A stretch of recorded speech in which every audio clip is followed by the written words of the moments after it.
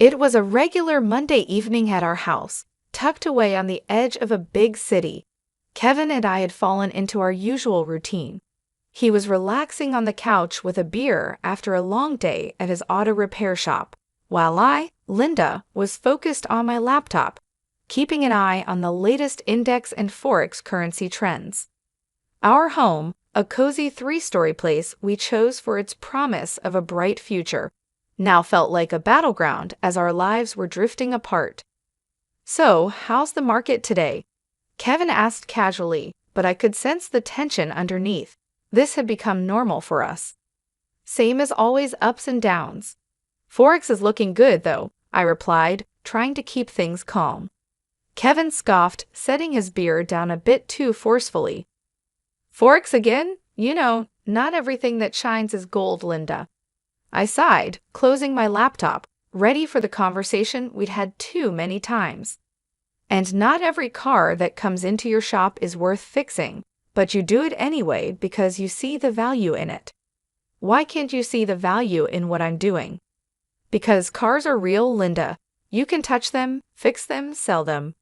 What you're doing throwing our money into the wind, hoping it comes back with more, is just reckless." I felt the anger rise, the same old argument wearing thin. Reckless? It's not reckless, Kevin. It's calculated. There's a difference between gambling and investing. I wish you'd try to understand that. Kevin stood up and started pacing. "Calculated? You call putting our hard-earned money into something as unpredictable as forex currency calculated?" "Yes, I do, because I don't go in blindly. I research, I study trends, I make informed decisions. It's no different from what you do with your shop."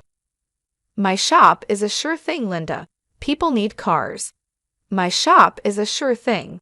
People will always need car repairs. But this forex currency stuff, it's just a phase. What happens when it crashes? Then what?" "Kevin, we could lose money in any investment. Even the shop could face tough times. Nothing is guaranteed, but we've seen good returns on my investments. Doesn't that count for something?"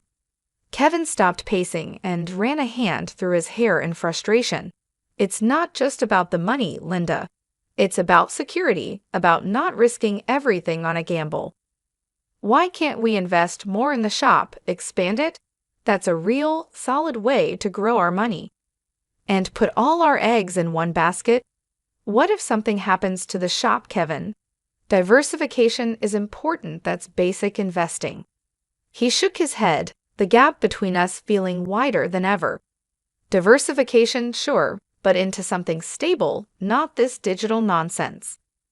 I stood up, feeling the need to defend my choices and my independence. "For someone who runs his own business, you're really closed-minded." "And you're really stubborn," he shot back. "All I'm saying is we could be using that money to build something lasting, something real, not just numbers on a screen." As usual, the conversation was going nowhere. "Let's just agree to disagree, okay? I won't criticize how you run your shop, and you don't criticize my investments." Kevin sighed, the fight draining out of him. "Fine, but just remember, Linda, when all this blows up in your face, don't say I didn't warn you." The tension between Kevin and me wasn't the only strain in our lives. His family dynamics added another layer of stress. Living close to his parents and sister meant we saw them often, and each visit reminded me of how different our views on family and responsibility were. One Friday afternoon, Kevin suggested we visit his parents. The idea alone made my stomach knot. It wasn't his parents I minded, it was Karen, Kevin's sister. Her lifestyle and choices always baffled me. "Come on, Linda, it's been ages since we saw them, and Mom's been asking about you. You know Dad is fighting cancer," Kevin pressed, noticing my hesitation. "Yeah, I bet Karen's missed me too," I muttered, my sarcasm not lost on Kevin. "Look, I know you two don't get along, but can't you just, I don't know, try for me?" He sighed. I agreed, "Fine, but I'm not staying if she starts talking about one of her shopping sprees." When we arrived, Karen was already there, showing off her latest designer bag. The way she acted, like she was better than everyone, immediately annoyed me. "Look at this, just got it yesterday. Isn't it fabulous?" she gushed, barely noticing us. "It's something," I managed to say, holding back my irritation. Kevin's mother, unaware of the tension, welcomed us. "Linda dear, so glad you could make it. You two should visit more often." The afternoon dragged on with Karen taking over the conversation, talking about her latest vacation and shopping adventures. I tried to stay calm, barely speaking, but my patience was running out. "So Linda, still playing with your index and bits?" Karen sneered, her tone full of contempt. "It's called investing, Karen. You should try it sometime, instead of wasting money on things you don't need," I shot back, my annoyance slipping out. Kevin gave me a warning look, but it was too late. Karen scoffed. "Investing? Please, like gambling online is something to brag about. At least when I spend money, I have something to show for it." "Something to show until it goes out of style next season," I retorted, unable to hold back. "That's enough, both of you," Kevin's father cut in, his voice firm. "We're here to enjoy each other's company, not to argue." The rest of the visit passed in uncomfortable silence. As we left, Kevin couldn't hide his frustration. "Linda, why do you have to provoke her? Can't you just let it go for one afternoon?" "Me, provoke her? She's the one who started it with her snide remarks. I'm just not going to sit there and take it, Kevin. Sometimes I wish you'd try a little harder for the sake of peace." "Try harder, Kevin. I'm not the one splurging on luxuries and flaunting them in everyone's face. Why doesn't anyone tell her to stop acting like a spoiled brat?" "Because she's family, Linda. We look out for each other, even if we don't always agree with what they're doing." "That's the thing, Kevin.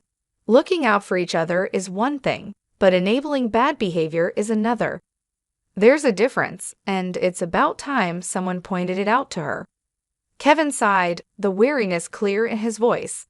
I know, but what can we do?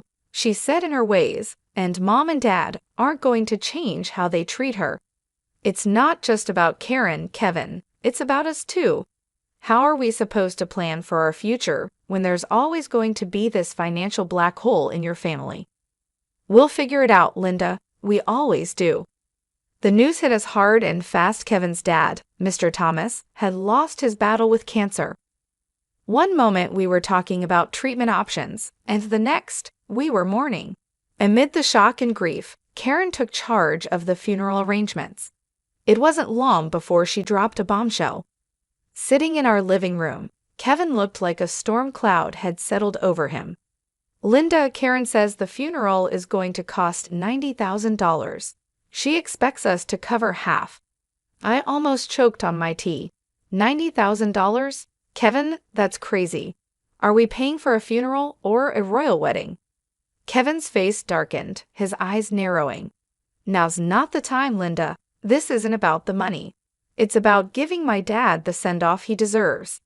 $90,000? There has to be a mistake. That's just too much." Kevin's voice rose, and I could see the vein in his forehead pulsing.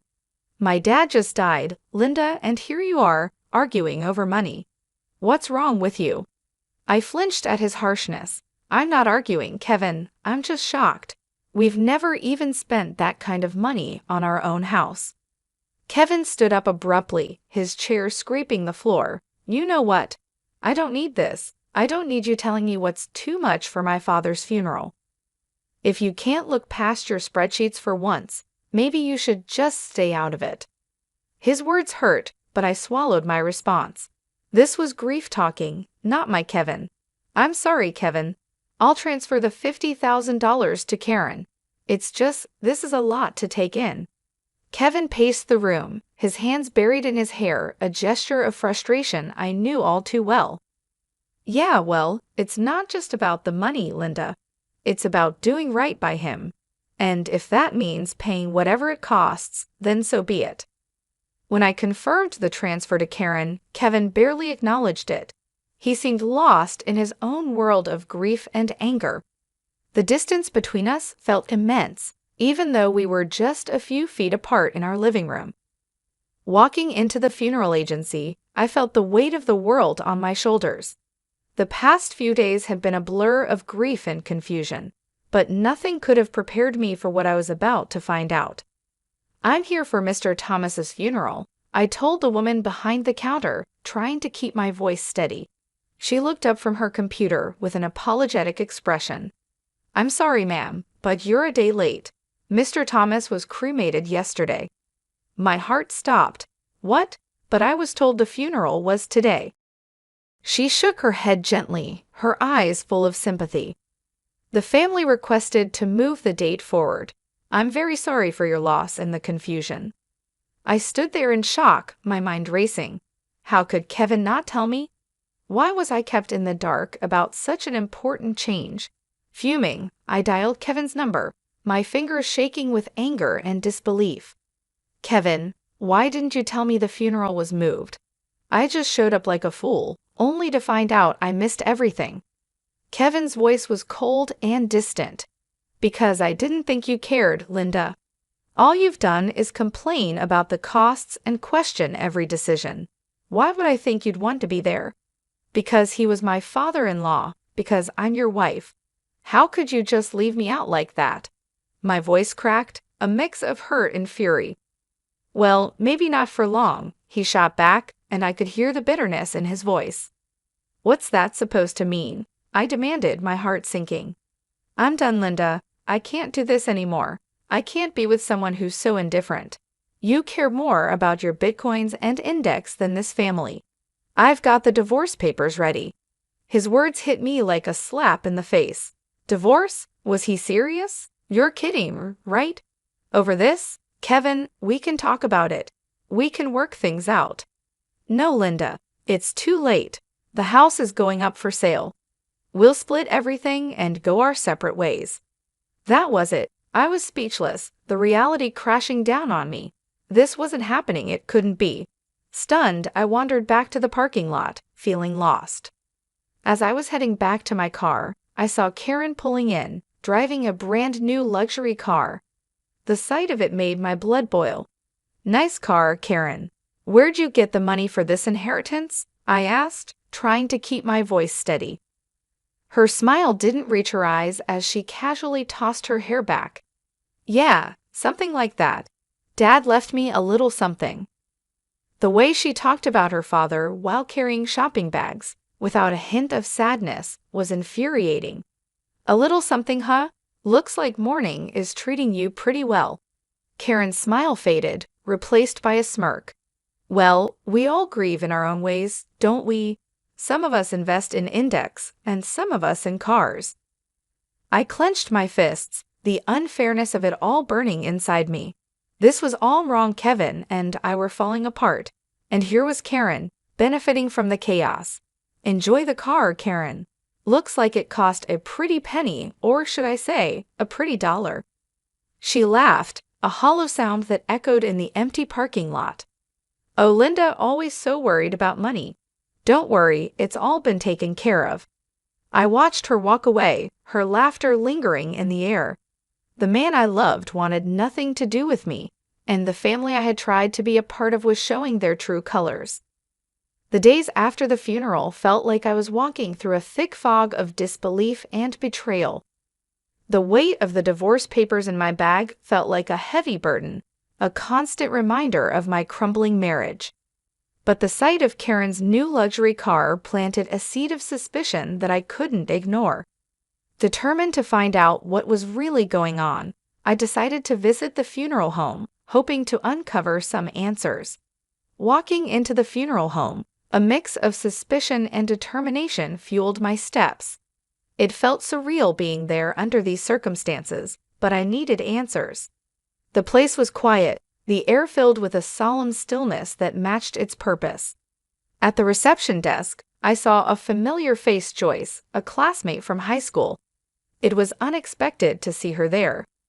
"Joyce," I exclaimed, a bit too loudly for the setting. "I didn't know you worked here." She looked up, surprise crossing her face before she recognized me. "Linda? Wow, it's been ages. What brings you here? Is there something I can help with?" I took a deep breath, preparing myself for the conversation ahead. Yeah, actually, it's about my father-in-law's funeral. I've heard my father-in-law's funeral was arranged here, I said. Joyce's expression became professional, but I could see a hint of curiosity in her eyes. Sure, let me pull up the details. Give me a sec. As she typed, I fidgeted, the weight of the situation pressing down on me. When she found the record, her brows furrowed. Okay, here it is. The service was pretty standard. Cremation was requested, keeping things simple. The total came to $10,000. My heart sank. $10,000? But that's not what we were told. We paid $90,000, or at least, we were led to believe that's what it cost. Joyce paused, her face filled with concern. That's a huge difference. It was Karen who handled the arrangements, right? Everything here is billed at $10,000, no more. The pieces were starting to fit together, forming a picture I didn't want to see. Can you print me a copy of that bill? I need proof. Sure thing, Joyce said, her tone sympathetic. She quickly printed out a copy and handed it to me. Holding the paper, it felt like I had just found a key piece of a puzzle that could unravel a bigger deception. Thanks, Joyce. I need to sort this out. Armed with the printout from the funeral home, my next step was confronting the family, especially Karen. The air felt heavy as I drove to my mother-in-law's house, where I knew they'd all be gathered, probably discussing the estate and the aftermath of the funeral. My stomach churned with a mix of dread and determination. When I arrived, the house was eerily quiet. I hesitated at the door, gathering my courage before stepping inside. The sound of my footsteps echoed through the hallway, announcing my arrival. In the living room, Kevin, Karen, and my mother-in-law were seated, looking like a picture of mourning that was about to be shattered. My mother-in-law, her eyes shadowed with grief, broke the silence first. Dear, we missed you yesterday at the funeral. We thought you'd be there. Taking a deep breath, I replied, I was told it was today. I'm so sorry for your loss. My voice was steady despite the storm of emotions inside me. I then turned to Kevin. Can we talk in private? I hope to spare his mother any more distress. Kevin's response cut through the room. No secrets here. You're not part of this family anymore, remember? His words stung, but I pushed on, pulling out the bill from the funeral home. Then explain this to me. The funeral cost $10,000, not the $90,000 Karen claimed. Where did the rest go? Kevin looked genuinely shocked, turning to Karen with a bewildered expression. What's this about? Karen squirmed under our gazes. I needed the money, Karen finally admitted, her voice small. Her confession hung in the air, heavy with tension. Kevin's mom, overhearing, added, Your father saved for his own funeral. I even gave Karen $15,000 more to cover everything. I did the math out loud, feeling the tension rise. $100,000 in total, and only $10,000 spent. Karen, where's the rest? Flustered, Karen admitted to spending the money on a new car for herself, her eyes avoiding mine. I expected Kevin to explode, but instead, he gently told Karen, You shouldn't have done that. Be more careful next time. His response shocked me. Careful? She committed fraud, Kevin, and you're okay with that? Kevin's justification left me stunned. You wouldn't understand. You've got no family. You don't get what it means to stick together. That was the last straw. In front of everyone, I signed the divorce papers with a flourish. Karen, you owe me $50,000. Pay up, or I'm going to the police. Kevin's protests followed me as I walked out, but I didn't look back. I had seen and heard enough. The betrayal was complete, and so was my resolve. As I walked away, the finality of my decision settled in. There was no going back, only forward, away from the lies and deceit that had tainted what I once considered family. Packing up my life into boxes felt surreal, like I was watching someone else's story unfold. The for sale sign outside the house was a stark reminder of how final everything was. By afternoon, I was settling into a small apartment that felt more like a fresh start than a downgrade. That evening, as I was sorting through the remnants of my past life, my phone rang. Kevin's name flashed on the screen, a name I no longer felt any attachment to. I answered, curiosity overtaking my resentment. "Linda, you need to back off from Karen." Kevin's voice came through, harsher than usual. "Back off?" I laughed, cold and sharp. "Not a chance, Kevin. She took from me, and I want it back. Your sister is a thief." Kevin was silent for a moment. "She's family. You wouldn't understand." "Family?" I scoffed. "That ship has sailed, Kevin. As far as I'm concerned, you and your sister are just people I used to know." He tried to argue, but I cut him off. "Save it. Karen has 3 weeks to return my money, or I'm pressing charges. And you stay out of it. You're nothing to me now." Hanging up, I felt a mix of sadness and liberation. The man I once loved was now just a memory. The man I once loved had become just another obstacle in my path to reclaiming my life. 3 weeks later, a knock at my door signaled the return of my $50,000. Karen stood there, her posture defiant, a smirk on her lips. "Here's your money," she spat, thrusting an envelope into my hands. "Happy now, you money-grubbing witch." I took the envelope, my gaze steady. "It's not about the money, Karen," I called out. "It's about principle, about not letting you walk all over people." She laughed, hollow and bitter. "Whatever helps you sleep at night." As she turned to leave, I called out, "Just remember, Karen, karma's real. What goes around comes around." Closing the door, I leaned against it, the envelope heavy in my hand. The money was a small victory, but the real win was standing up for myself, refusing to be a victim of their greed and lies. Life had found a new rhythm, calmer, more predictable when, out of the blue, my phone rang. The number on the screen was one I hadn't seen in a while. It was Kevin, a voice from a past I had neatly put away. "Hey, I need a favor. A big one." Kevin's voice sounded more worn than I remembered. I paused, the suddenness of the call catching me off guard. "A favor? Kevin, we're past favors, don't you think?" "It's Karen. She's in deep this time. Debt's up to her eyeballs, and the wolves are at the door. We've sold everything, the house, the shop, it's still not enough." His words took a moment to sink in. "And you're calling me? Why? I'm not part of the circus anymore, Kevin." He sighed, the sound of desperation clear. "Come on, don't be like that. You got out, made it big with your trading. Can't you spare something for old time's sake?" I couldn't believe what I was hearing. After everything, he still saw me as a lifeline for their mess. Spare something for her, after she nearly ruined us with her lies? You've got some nerve, Kevin. "It's not just for her, it's for all of us. You wouldn't be where you are without me, don't forget that," he countered, his voice edged with bitterness. A short, sharp laugh escaped me. "Where I am is despite you, not because of you. You think I owe you. That's rich." There was silence on the line, heavy and uncomfortable. "So that's it then? You're going to turn your back on us?" he asked. "Us? There's no us, Kevin. There hasn't been for a long time. And as for turning my back, I think you've got me confused with someone who still cares." Hanging up, I felt a mix of emotions, anger, yes, but also relief. That chapter of my life was truly closed now. Sitting in the living room of my new house, a place that finally felt like home, I knew I was ready to move on. I had earned with my hard work and determination. I realized how far I had come. This was my sanctuary, built not on lies and manipulation, but on my strength and effort.